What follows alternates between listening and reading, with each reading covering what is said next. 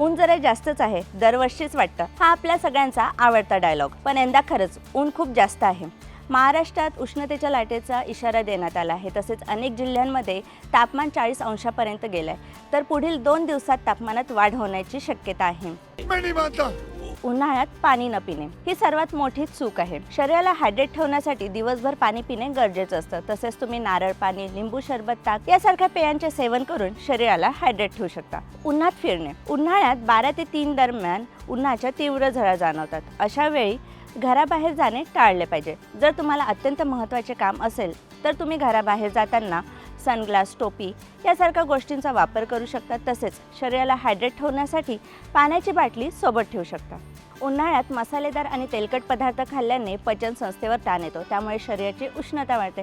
यामुळे उन्हाळ्यात दही, फळं, सॅलेड यासारख्या पदार्थांचा समावेश करावा. यामुळे तुम्हाला उष्माघाताचा त्रास होणार नाही. उन्हाळ्यात चहा, कॉफी पिल्याने डिहायड्रेशनची समस्या वाढते. जर तुम्हाला उन्हाळ्यात शरीराला हायड्रेट ठेवायचं असेल तर लिंबू पाणी, सरबत, ताक, फळांचा रस यांचा समावेश करा.